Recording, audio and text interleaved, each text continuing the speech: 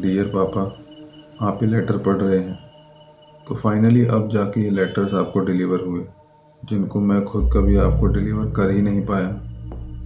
मेरी बस यही लास्ट विश है कि जब आपको ये लेटर्स मिले तो आप मेरे पीजी वाले रूम में ही आके इन्हें पढ़ना। एक एक लेटर को मैंने परफेक्ट तरीके से ऑर्डर में जमाया है, सेम वैसे ही जैसे आप मुझसे लाइफ में अभी तक सब चाहते आए, सब बेस्ट एंड परफेक्ट, गलती की कोई गुंजाइश ही नहीं। आई होप आपको मेरा ये लास्ट काम पसंद आए।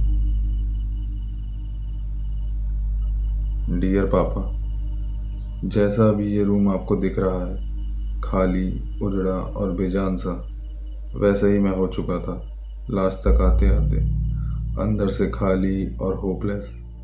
आपके एक एप्रिसिएशन के इंतज़ार में मेरी ज़िंदगी के कितने साल निकल गए, वो एप्रिसिएशन जो मुझे वापस से कोशिश करने की हिम्मत दे सकता था, पर आप वो कभी कर ही नहीं पाए। ये लेटर्स कुछ ऐसी ही बातों का कलेक्शन है, जो बातें मैं आपसे फेस टू फेस एक बेटे की अहमियत से करना चाहता था, पर कभी कर ही नहीं पाया, और ना कभी ये लेटर्स आपको देने की हिम्मत कर पाया।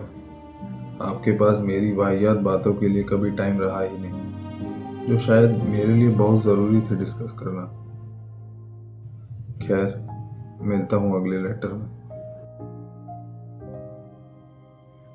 पापा, आज मैं 22 साल का हो गया, एंड इट्स ओके अगर आपको याद भी ना हो तो, क्योंकि पापा वाला रोल अदा ही नहीं कर पाया आप।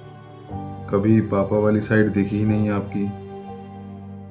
हमेशा एक इन्वेस्टर दिखा, जिसे सिर्फ अपनी संतान पर पैसे इन्वेस्ट करना आता था, और बदले में चाहिए था सिर्फ रिजल्ट, वो भी सबसे बेस्ट और एकदम परफेक्ट।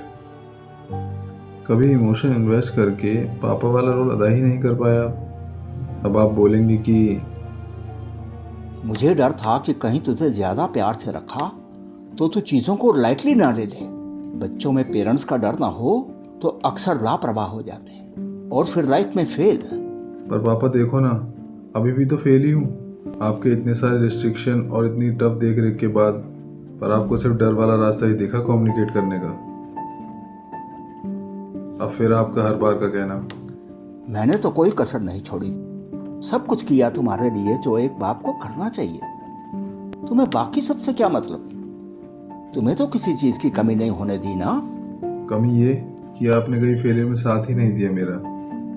उसी का रिजल्ट है कि मैं कभी फेलियर से लड़ना सीख ही नहीं पाया। मेरी फेलियर मुझे बोझ लगती रही, और उस बोझ को आपके डांट और तानों ने और भारी कर दिया।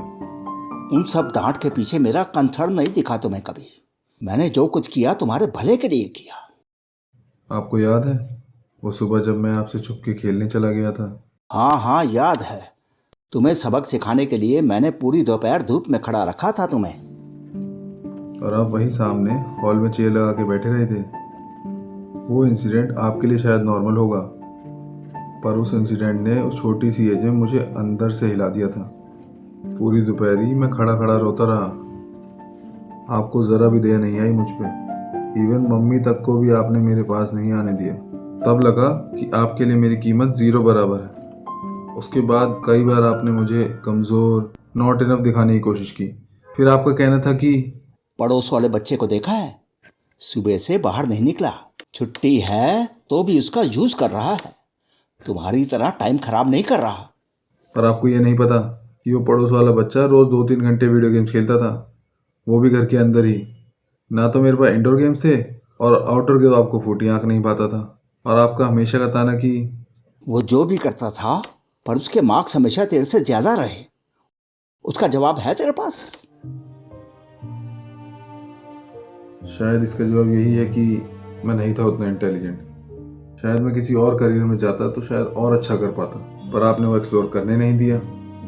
वैसे इसका जवाब यही था कि फिल्मी बातें मत कर। लाइफ की स्ट्रगल को नहीं देखा तूने। जो कुछ तुझे मिला सीधा साधा प्लेट में परोसा हुआ मिल गया। तू क्या जाने मैंने कितनी स्ट्रगल की है तेरे लिए। कैरियर की बड़ी बड़ी बातें। पर पापा, आपको कभी समझ नहीं आया। आपके स्ट्रगल की पूरी रिस्पेक्ट थी मुझे, पर सेम वे में मैं भी स्ट्रगल करूं ये तो ज़रूरी नहीं ना।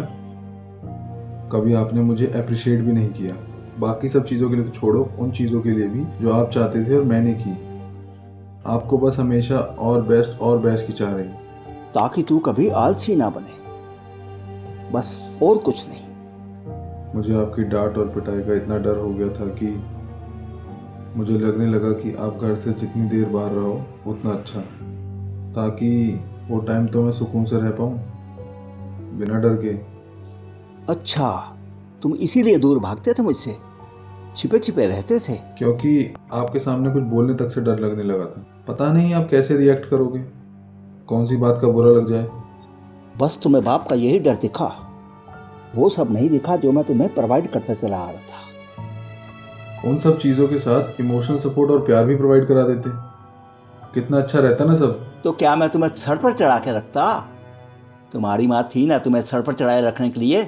वो भी तो आपके डर से कभी उतना प्यार जता ही नहीं पाई, और उनको पता था अंजाम, आपसे डिसएग्री करना या कुछ ऐसा करना जो आपको पसंद ही नहीं, क्योंकि आप कभी कामली रिएक्ट ही नहीं करते थे। फिर कुछ भी सुनना तो दूर, आप एक तानाशाह की तरह रहे, सिर्फ और सिर्फ आपकी मर्जी और कोई सेकंड ऑप्शन नहीं। ऐसा कुछ नहीं था, सब तो इतने खुश थे। ऐसा आपको लगता था। आपको याद है जब मुझसे टीवी का रिमोट टूट गया था, आपने मुझे इतना मारा था कि मैं 2 दिन बेड पर पड़ा रहा। ताकि तुम ध्यान से चलना सीखो घर में, ऐसे अंधों की तरह नहीं, चीजों की अहमियत पता रहे। पर उन चीज़ों के चक्कर में आप इंसानों की अहमियत ही करना भूल गए। ये तो याद होगा आपको, जब मम्मी से वो सिरप वाली बोतल गिर के टूट गई थी, तब आपने मम्मी को दवाई ही दिलाने से मना कर दिया था। फिर भी दिलाई ना दवाई। वो भी उनके 1 हफ्ते परेशान रहने के बाद। अब आप सोचो, जब इतनी सी बात के लिए आप इतना कर सकते थे, तो करियर वाला प्रेशर कितना रहा होगा मुझ पर। मुझे हर बार एग्ज़ाम देने से ज़्यादा टेंशन ये रहती थी कि अगर एग्ज़ाम अच्छा नहीं हुआ तो क्या होगा।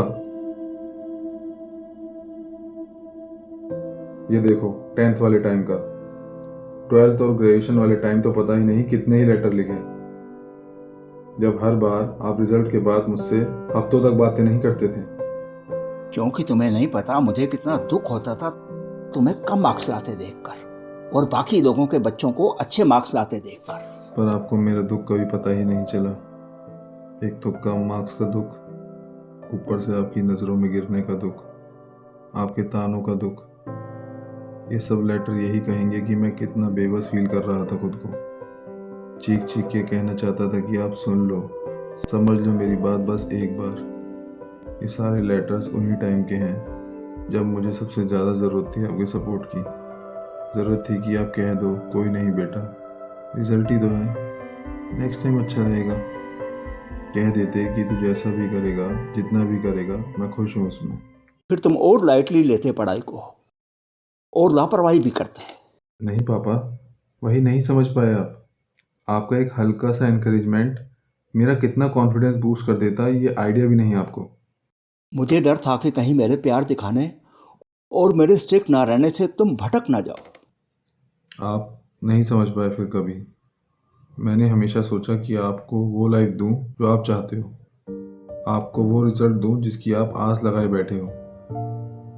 पर वो रिजल्ट के बाद फेलियर और आपकी नज़रों में खुद के लिए रिस्पेक्ट ना पाने के बोझ ने मुझे बस टेंशन दी। ऐसा नहीं था, तुम तो कभी परेशान नहीं लगे। क्योंकि आप कभी बैठ के टाइम दे के अपना गुस्सा साइड रख के बात कर ही नहीं पाए। तुम इतने परेशान थे? काफ़ी टाइम से। फिर तुमने क्यों नहीं कोशिश की बात करने की? हो ही नहीं पाया कभी ऐसा। आपके पास कोई बात लेके जाओ, आपके पास सिर्फ जजमेंट्स होते थे, सीधा एक फैसला होता था। आपको किसी और की बात सुनने की आदत ही नहीं रही। मैं बस इतना चाहता था कि मेरे बाकी दोस्तों के बच्चों की तरह तुम लोग भी कुछ अच्छा करो। पर शायद आप ये भूल गए, आपके दोस्तों के बच्चों ने अलग अलग तरह के करियर पकड़े हुए थे, पर आपका ध्यान सिर्फ वहीं रहा जिससे आपकी इज्जत लोगों के बीच बन सके, फिर चाहे हम पर कुछ भी गुजरे। शायद सच तो ये है कि आप हमसे वो चाहते थे जो आप खुद करने में सफल रहे।